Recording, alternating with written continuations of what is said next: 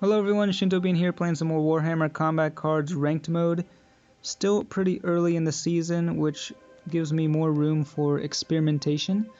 So today I want to try out a strategy that I saw someone post about in the forums recently, which is going for an all-shield composition.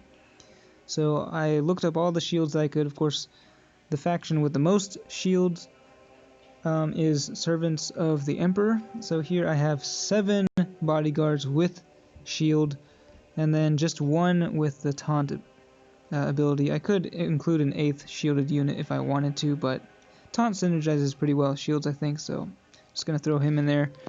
The Warlord is a level 6 Magos Dominus, and of course the special rule repairs your units whenever one of them dies. So this is a deck with a lot of durability, and I guess the idea is just to keep your units alive for as long as possible. However, I don't think it's a very strong deck. It has a decent balance of ranged and melee, but usually when I build a deck, that's not what I'm looking to do. I try to lean towards, one attack type, whether it's a lot of ranged or a lot of melee or a lot of psychic. And not many of the units in this deck are really, very, very strong. They don't have a whole lot of firepower. So we'll see how they fare against this Tau deck. There's a level 5 Commander Farsight there, pretty strong. And we'll just go ahead and deploy some of these. Wasn't really paying attention to actually what I'm doing, but okay, we'll just go with this. 3 shields to start off with, and they're just deploying their drones and this marksman here. This is one of the newer Tau cards. I actually don't think I've actually seen this one in a battle yet, so yeah, that's kind of cool. I do like the model. It's a pretty cool looking model. And it's funny that it deployed with the drones. Very fitting. The drones are able to knock out my shields. Oh, this marksman is actually a unique card in that it has no attack type. It is the only unit in the game with no attack. It just buffs ranged all day. And it has a decent health pool too. So there will probably be some big battlesuits deploying here in a second. We'll see what comes up. Okay, these are some of the weaker battlesuits, crisis battlesuits there. They do have pretty charged ranged attack, and of course they can continue. Their next turn will also have a slightly charged ranged attack as well. Do I want to go melee yet? I mean, I'm tempted to, but probably not a very good idea when I have this mono ranged attacker here. So we'll hold off on that melee there. See what comes out next. And well, I do kind of want to deploy. This is one of my stronger range cards in this deck, so we'll put that over here in the middle. And wow, that's a big one. What is this even called? I haven't seen this card very often. It's I think it's actually the only legendary Tau card in the game at the moment. It was a mission reward in a campaign a while back. Pretty menacing looking battlesuit there. And at level 3 it has a huge amount of health, so there's no way I'm going to be able to take that down. Yeah, the melee is not really looking amazing, but I'm just going to go for it for now because, yeah. The Ravarna battlesuit, it has a very weak melee attack, just all ranged, pretty much. And here comes Commander Farsight. Of course, when he deploys, he heals up his units. So this may prove to be rather difficult, honestly.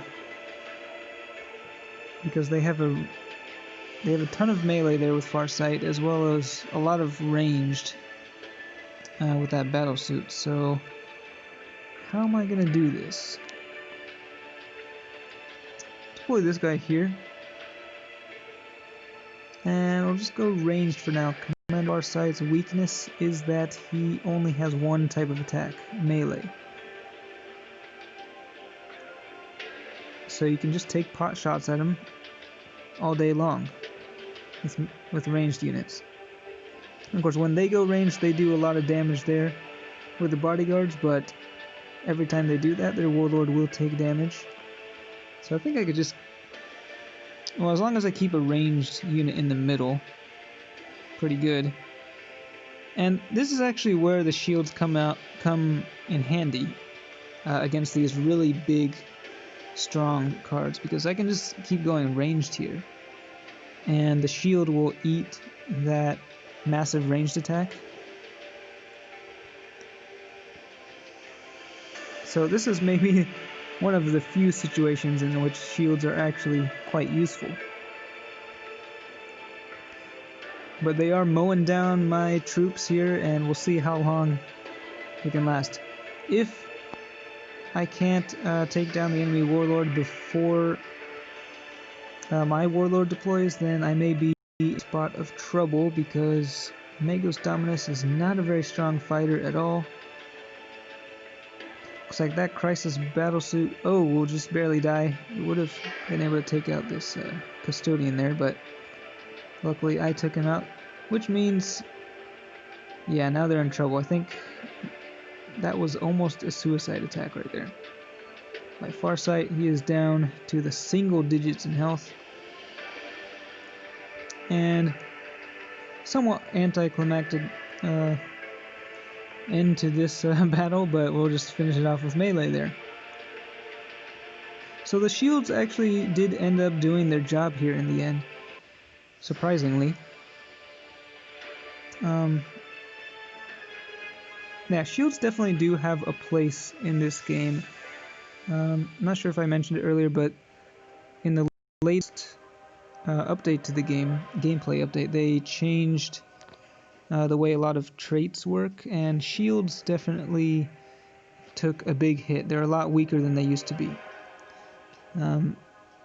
Because now you can just use like Precision Shot, Furious Charge traits to take out the shield at the beginning, and yeah, it's just a lot easier to break those shields and then just start dealing direct damage to the units. So I would not recommend using this deck at higher levels. It's not very effective, I don't think. Oh, and the one thing that the person was saying in the forum is that you used to be able to abuse the shields because the AI was not smart enough to attack you when you had like 3 bodyguards with shields. So you could just start an infinite loop of readying, and then you could attack with like thousands of damage. It was pretty ridiculous, but now the AI is smart enough to see through what you're doing and can just go ahead and attack those shielded units. So that is no longer a thing in this game, which is a good thing, I think. But yeah, that was the shield wall for you. Hope you enjoyed that. It was kind of a boring battle, to be honest, but I thought I'd give it a try while I still can. And now Servants of the Emperor are number 1 for the time being with my faction, so pretty cool. Alright, as always, thanks for watching, and I will see you next time.